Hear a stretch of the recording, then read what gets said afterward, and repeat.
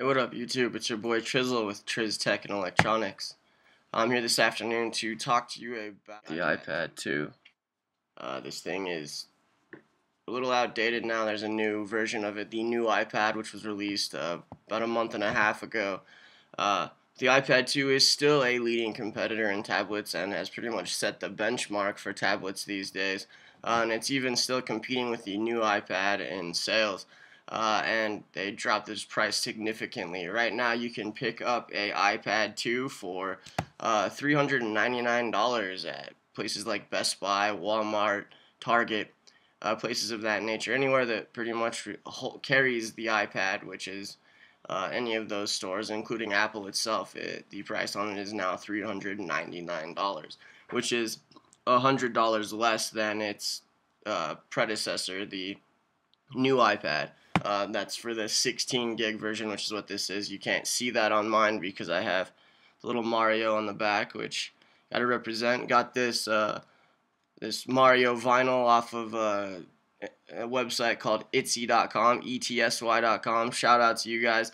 They make a bunch of these different vinyls. Have individual creators of these vinyls, and you order it from Etsy. Then Etsy contacts the artist or whatever, and then they make the vinyl to fit specifications of whichever one you decide to do it for, whether it's an iPad, a MacBook, a iPhone, whatever, and they do the specifications, they cut it to size, and then send you the vinyl. It takes quite a while to get to you, but once it does, it's definitely worth it. Anyways, back to the product itself. The iPad 2 has been out for quite some time now. Like I said, it's been out for quite a while, but it is still, like I said, setting the benchmark for tablets. It has the iOS 5, which is the same operating system that is in the iPhone 4S, which I previously reviewed. In that review, I had told you that this device was jailbroken on the 5.0.1 firmware. That is not true anymore. I rooted it back to the stock options, got rid of the jailbreak, and upgraded it to the 5.0 or 5.1 app, which it is now ready to upgrade to the 5.1.1 firmware, which I have not done yet because I'm still in hopes that they release a jailbreak for iOS 5.1, which would be awesome to jailbreak both my iPhone and the iPad 2. But I did root it back to stock options solely for this video. I will get into some of the things that this offers later, but I wanted to show you a breakdown of the device. It's it's relatively thin. It's a light, very, very light. And for most people, it is very compact. It's got the same glass casing across the top and of the screen. On the back, it is a aluminum shell, but right now I've got a plastic built-in cover on the back, as well as I keep a smart cover designed by Apple. I got the gray one, and it snaps on. Just the outside, it snaps on by magnets, if you can see, and then it just magnetizes onto it, and it creates a little bind for it so that it can rotate. And it's really cool. Like when you have it open, it has the iPad unlocked, and you close it, you can hear it lock. And when you open it slowly, so you can watch it unlock and hear it lock. It's a really handy deal, so you don't have to keep hitting the lock and unlock button, which is located at the top of the device, which I will show you more when I go a little bit more in depth, but you can see it at the top there. And see, when it's open, you press it and it locks and unlocks just like the iPhone or even the Galaxy Nexus, which I also reviewed previously. This iPad I also own a Galaxy tablet, or Galaxy Tab tablet, which was made by Samsung, which is actually the first tablet that I owned because I was, pro Android, down with Apple kind of deal, and that has soon definitely changed a lot in the not so distant past. I am now pretty much solely an Apple consumer, and most of it's because I have everything integrated to it so that I can access basically anything from my phone, which I've shown you before, the MacBook Pro, which this part of this video is being filmed on, and my iPad. So like I am fully connected anytime, anywhere, however. This device has done wonders for me. Like I said, with having it all integrated through iCloud and Dropbox, I can access virtually everything that I need from any of these for any of these devices, which makes it absolutely a dream for me when it comes to, given the fact that I now moderate this this YouTube channel, and I have 3 websites that I do as well. It makes my life so much easier, as well as the fact that I have 2 young stepkids that I give the iPad to or whatever to keep busy. They play games like Bejeweled or whatever, or things of that nature, Super Monkey Ball, things like that will keep people or kids occupied when you're on car trips, or sitting waiting to get a table in a restaurant or whatever. The thing definitely comes in handy. It's also good for media, watching movies. Oh man, watching streaming videos from iTunes or whatever. If you downloaded videos to your computer from iTunes or whatever and accessing them through iCloud on the iPad is just amazing. You get such top quality. The quality is not nearly as good. This does not have the Retina display as the iPhone 4S does. Everything else is the same as the iPhone 4S, basically the same operating system, same capabilities, minus the fact that it can't do voice calls. It can do FaceTime, which is a video call, but it cannot do voice calls, which, who would really want to make a phone call from something this big? I mean, that's kind of ridiculous.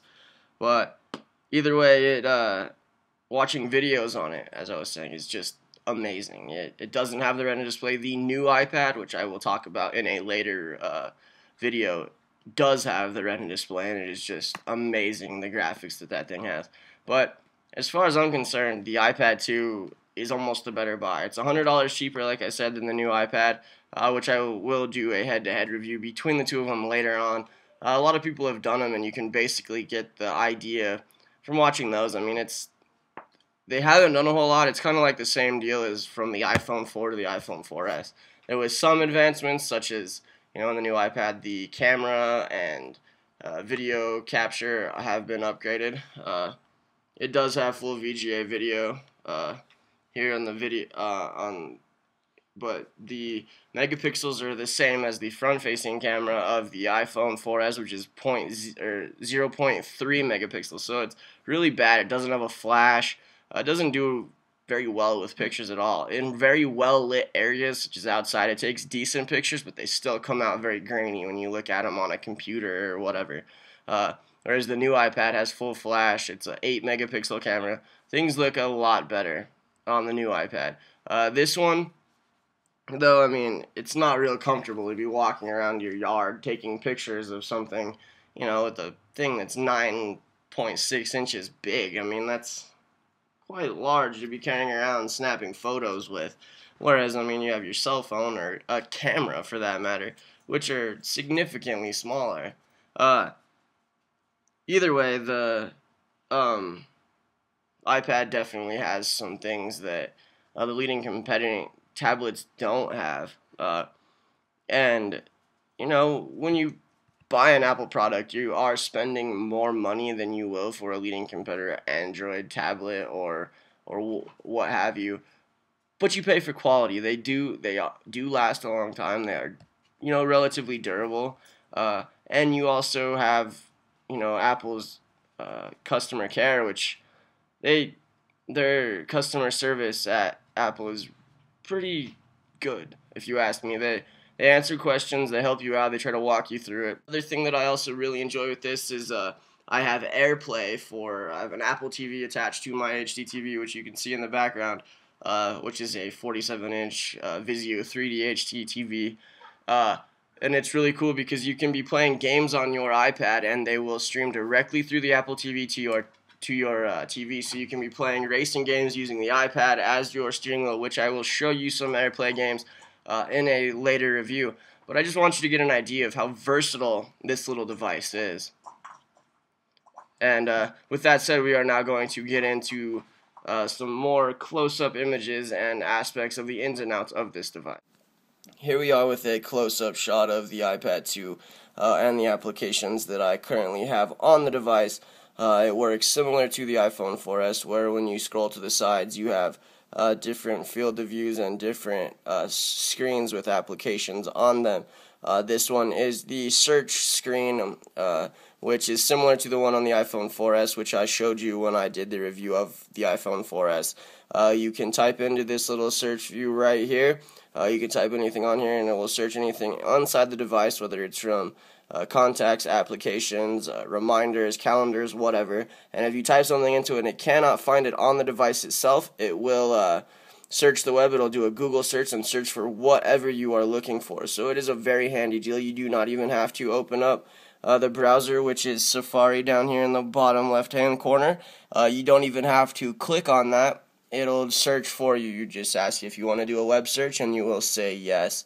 Up here it has messages, which can messages iMessage, which you can talk to anybody that has another iPad, a MacBook, an iPhone, whatever, right from here. It does get kind of confusing sometimes when somebody does hit me up on an iMessage. I have a lot of friends that have iPhones, and we talk through iMessage instead of SMS text messages, and it does get confusing sometimes when my cell phone and iPad are going off at the same time.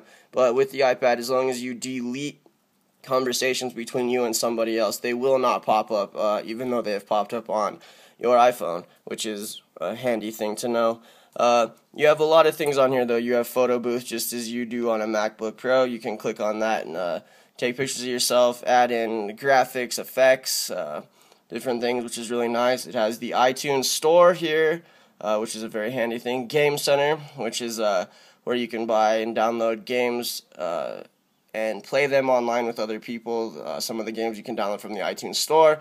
Very handy little app there. It has FaceTime, as I stated in the other portion of this video, which is good. It's for video calling. It comes in very handy. You have FaceTime on iPads, any Mac computer that has a webcam, and the iPhone 4 and 4S, as well as iPod Touches and iPod Touch 3G, 4G, all of those.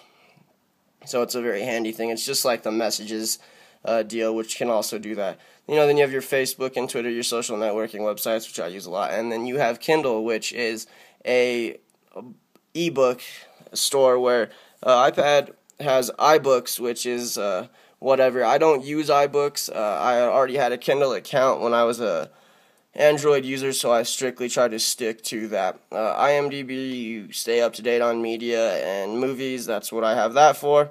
Here's your music app. Currently, I have no music on my iPod or iPad because I do media sharing, which is where I have a home share from my MacBook Pro to my iPad. So I currently have no music on it. When I am going on a trip or something and I'm not going to have my MacBook with me, I carry the music, but I have it on my iPhone too, so I don't really need them on my iPad.